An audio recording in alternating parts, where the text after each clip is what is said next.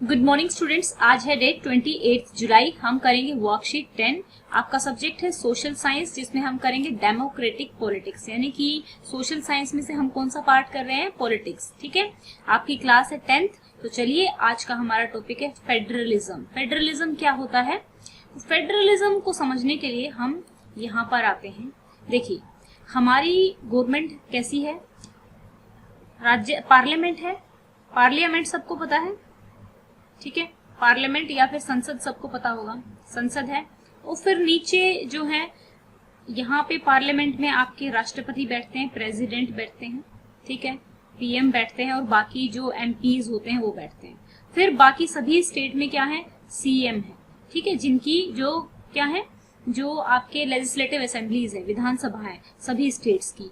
तो एक गवर्नमेंट तो हमारी बनती है, कहते हैं कि राज्य के चुनाव हो रहे हैं, ठीक है। अभी तो गवर्नमेंट आपने देखा होगा कि आपके स्टेट में, जैसे कि आप दिल्ली गवर्नमेंट से हो, तो एक बार तो चुनाव आपने देखा होगा, आपने वोट की होगी पीएम मोदी के लिए, जब पीएम मोदी के इलेक्शन हुए थे। यहाँ पर मैं जनरल इलेक्शन भी बोल सकती हूँ, तो पीएम मोदी मैं इसलिए बोल रही हूँ ताकि आप रिलेट करके अच्छे से समझ सके।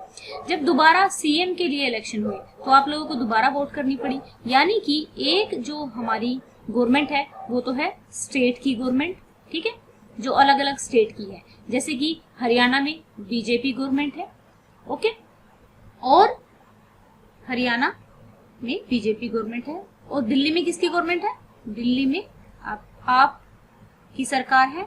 और उसके बाद आप डिफरेंट स्टेट्स में देखेंगे तो अलग अलग पार्टियों की सरकार है। लेकिन हमारे पूरे देश में अगर बात की जाए तो हमारी किसकी सरकार है? बीजेपी की। सेंटर में किसकी सरकार है? बीजेपी की है। तो फेडरलिज्म क्या होता है? एक सिस्टम ऑफ गवर्नमेंट होता है। Federalism is a system of government in which power क्या होता है? पावर को क्या करते हैं? Power is divided between, power को डिवाइड कर दिया जाता है एक सेंट्रल अथॉरिटी के बीच में and various constituent units of the country, जो बाकी छोटी छोटी यूनिट्स हैं उनके बीच में। तो आप देख सकते हैं जो सेंटर और बाकी जो हो गए हमारे डिफरेंट स्टेट्स, तो उसमें पावर बटी हुई है। Usually A federation has 2 level. Normally क्या होता है, फेडरेशन के 2 लेवल होते हैं, ठीक है। वन जो कि is government for the entire country, जो कि गवर्नमेंट होती है पूरी कंट्री के लिए। The other are the governments at the level of province, जो दूसरी होती है वो अलग अलग राज्यों के लिए होती है। Both this level of government enjoy their power of independence, जो ये दोनों ही होते हैं अपने अपने पावर एंजॉय करते हैं। तो जो हमारा कॉन्स्टिट्यूशन है, ठीक है, कॉन्स्टिट्यूशन है, उसमें एक स्टेट लिस्ट है, एक जो यूनियन लिस्ट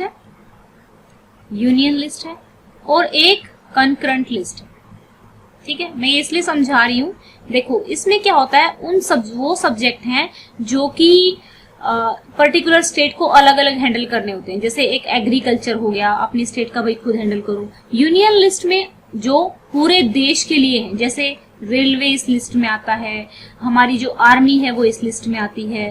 तो यहाँ पे जो नेशनल इंपोर्टेंस वाली चीजें हैं वो इस लिस्ट में, यानी कि वो सेंटर की पावर है। कंकरेंट में क्या हो गया, जहां पर दोनों ही रूल्स बना सकते हैं। तो देखो बच्चा, हमें क्या करना है, यहाँ पर जो फेडरलिज्म है, फेडरलिज्म का मतलब कि जो गवर्नमेंट है उसकी पावर डिवाइडेड है 2 लेवल्स पे। तो हमारी इतनी बड़ी कंट्री है, आप देखिए फेडरलिज्म को अगर हम ये कहें कि भाई हमें क्या जरूरत है फेडरलिज्म की, हम एक ही सरकार बना सकते थे ना। तो अब यहाँ पर आप एक बात देखो, अब नॉर्थ इंडिया में सारे के सारे लोग क्या करते हैं, हिंदी बोलते हैं, मोस्ट ऑफ द लोग हिंदी में बात करते हैं। साउथ इंडिया में जाओगे तो उनको उनकी जो लैंग्वेज है, किसी की तेलुगु है, किसी की तमिल है, किसी की कन्नड़ है। तो क्या एक जो सरकार है वो इतनी सारी जो डाइवर्सिटी है, रिलीजन है, उनको रिप्रेजेंट कर सकती है? नहीं। तो इसीलिए क्या किया, सेंटर पे एक सरकार रखी गई, ठीक है। सेंटर में भी लोग वहीं से जाते हैं, स्टेट्स में ही जाते हैं। आप लोगों को लोकसभा और राज्यसभा का नहीं पता है तो एक वीडियो भी मैं बनाऊंगी, तो उससे आपको समझ में आ जाएगा कि इलेक्शन किस तरीके से होते हैं। अभी हम आगे पढ़ेंगे तो आप समझ ही जाओगे, ठीक है। तो आज मैं एक वीडियो बना ही दूंगी जिसमें आप ये समझ सको कि लोकसभा, राज्यसभा, ये सभी किस तरीके से इलेक्ट होते हैं। अगर आप इंटरेस्टेड हो तो यस लिखे वीडियो में।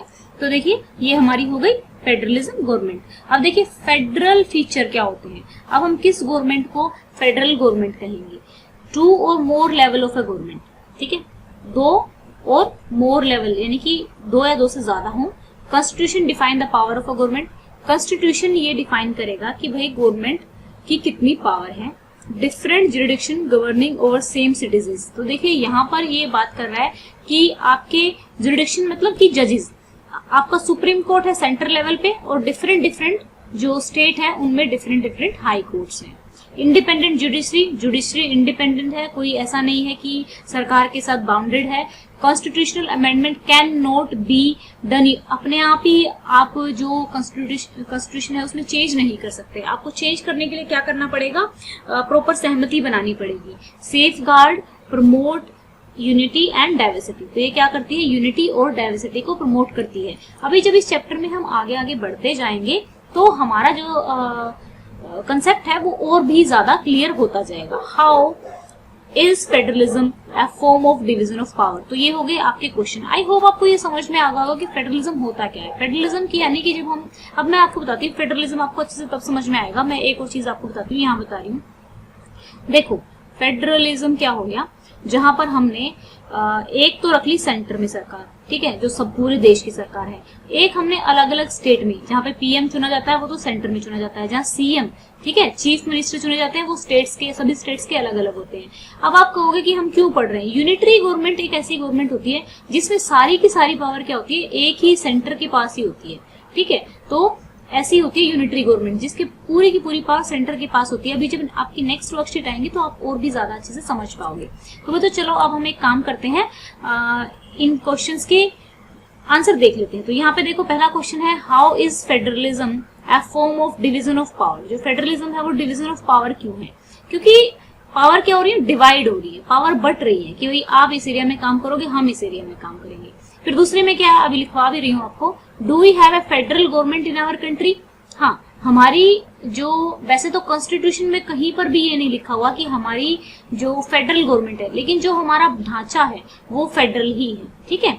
There are different form of federal governments, different, वो कह रहा है कि अलग अलग फॉर्म ऑफ डिफरेंट गवर्नमेंट क्यों होती है, तो अलग अलग कंट्री की अलग अलग रिक्वायरमेंट होती है, इसलिए अलग अलग जो गवर्नमेंट होती है फेडरल टाइप की अलग अलग गवर्नमेंट होती है। तो चलो बच्चों एक बार देख लेते हैं हम यहाँ पे आपके क्वेश्चन।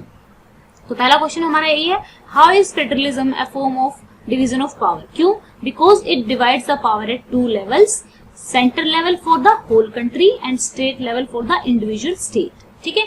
जैसे कि आपके सेंटर पे पीएम है यानी कि पार्लियामेंट है, पूरे देश की एक ही पार्लियामेंट है, और स्टेट्स में क्या है, स्टेट में विधानसभा है जिनको लेजिस्लेटिव असेंबली बोला जाता है। तो जो ये लेजिस्लेटिव असेंबली है ये आपकी हर स्टेट की अलग है।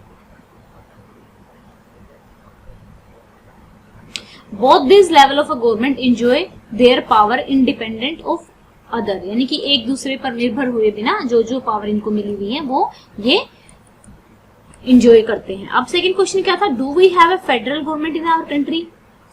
Yes we have a federal structure of a government, यहाँ से द कॉन्स्टिट्यूशन ऑफ इंडिया, तो लिखना है the constitution of India provide for a federal system of government in the country. क्यों, क्योंकि 2 और मोर लेवल ऑफ गवर्नमेंट है हमारा, एक सेंटर पे है और एक स्टेट पे है, ठीक है। Constitution define the power of government, independent judiciary है क्योंकि हाई कोर्ट्स हैं, सुप्रीम कोर्ट्स हैं, डिफरेंट लेवल ऑफ जुडिशरी है। लेकिन देखो सिटीजनशिप पूरी इंडिया की एक ही है, ठीक है। ऐसा नहीं है कि भाई जो सिटीजनशिप है वो डिफरेंट है, कि भाई हरियाणा की सिटीजनशिप अलग है। लेकिन यूएसए का जो फेडरल गवर्नमेंट है उसमें ऐसा होता है कि एक तो पूरी कंट्री की सिटीजनशिप होती है, एक जो उसका स्टेट है, क्योंकि जो 13 कॉलोनीज जो थी अब आई और उन्होंने की एक फेडरेशन बनाया, एक संघ बनाया, ऐसा हुआ था। अभी जब आगे वर्कशीट आएंगे तो उसमें आप ये सारी चीजें पढ़ेंगे। आज सिर्फ आपको ये जानना है कि फेडरलिज्म होता क्या है, अभी आगे यही टॉपिक आपका चलेगा, तो फेडरलिज्म अच्छे से समझ लेना। There are different form of federal government, कह रहे हैं कि different form of federal government है। कनाडा की जो फेडरल गवर्नमेंट है वो अलग है, हमारी अलग है, यूएसए की अलग है। तो ऐसा क्यों है, तो कह रहा है अकॉर्डिंग टू डिफरेंट नीड्स, यहाँ पे एस लगा लेना, needs and history of different country. अब किसी की हिस्ट्री अलग है और उनकी जरूरत भी अलग है, तो इसीलिए there are different form of federation government. अब देखो Britain, France, Japan, China, Italy, Belgium, Norway, Sweden, Spain, इन सभी में यूनिटरी मॉडल है, ठीक है। Unitary model. यूनिटरी का मैंने बताया ना कि एक ही जगह पावर है, बाकी स्टेट्स को कोई पावर नहीं दे रखी। लेकिन USA, Switzerland, Australia, Canada, Russia, Brazil, Argentina में आपकी कैसी है, फेडरल गवर्नमेंट है। ओके, अब हम चलते हैं, यहाँ पे ये लाइन यहाँ पे आएगी, ठीक है। How does federal system of a government help people to live a quality life. अब ये देखो कि अगर पूरे सेंटर पर ही सभी को मैनेज करना हो, अभी मैंने आपको समझाया था कि जब हम पावर को डिवाइड कर देते हैं तो क्या होता है कि लोगों को आसानी, अब डिफरेंट रिलीजन है, डिफरेंट लैंग्वेज है, डिफरेंट फेस्टिवल भी डिफरेंट है, मणिपुर के लोग देखो कितने डिफरेंट हैं, तो अलग अलग लेवल्स पे अलग अलग पावर को डिवाइड कर दिया जाएगा तो एक तो एडमिनिस्ट्रेशन जो होगा वहाँ का अच्छा हो जाएगा और चीजें आसान हो जाएंगी। At different level needs of people are different which can be handled better by the respective state government, where some needs are same like citizenship, army etc. कुछ needs हमारी क्या होती हैं, वो सेम होती है, तो वो कहाँ पे हैंडल कर ली जाती है, नेशनल लेवल पे, ठीक है। which can be handled better at the central level, separation of a power make works easy, ठीक है। तो ये हमारी हो गई वर्कशीट पूरी। आई होप आपको समझ में आया होगा, और कोई भी प्रॉब्लम है तो आप बता सकते हैं, कमेंट कर सकते हैं। सो अभी हम चलते हैं वर्कशीट पे। ये आपके पूरे के पूरे क्वेश्चन हो गए हैं।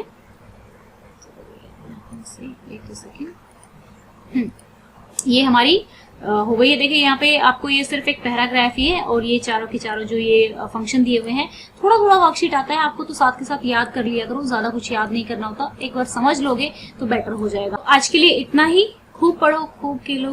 Have a nice day and thank you.